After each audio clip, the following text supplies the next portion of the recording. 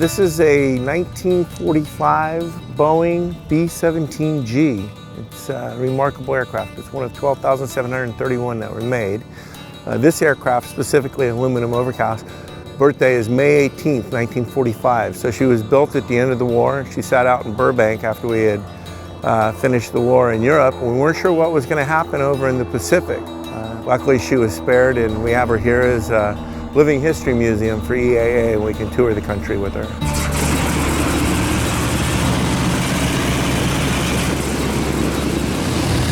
This is one of only about 5 or so that fly pretty regularly, and there's about 11 airworthy in the world right now. EAA chapters sponsor it, and it goes around, and it's a little bit of a nod to the veterans that flew it, and a little history lesson and a little artifact. And we go out and give ground tours and flights. We're pretty fortunate to be able to fly this thing, and proud to do it. The B-17 program that EAA puts out with aluminum overcast is probably one of the premier programs in the United States.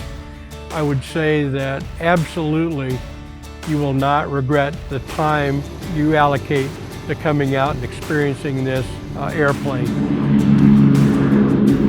The sights, the sounds, actually flying in the airplane, it's a tremendous experience. Come out and join us. We'd love to have you. This year our tour is going into Ohio, and we're actually going to be participating in the opening ceremonies for the U.S. Air Force's Memphis Belle B-17 at the Air Force Museum in Dayton, Ohio.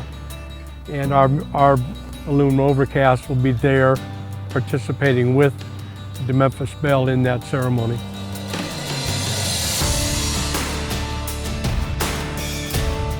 Oh, it's great. It's so fantastic that they can use this airplane as part of a historic occasion like this and be part of it.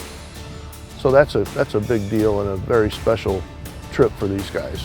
I have the honor to take the aircraft to the Air Force Museum, fly in formation, and you have to think about that. Every little boy's dream from watching those movies for me is coming to fruition, and I have to remember the responsibilities that go with that and try to get the next generation interested in aviation.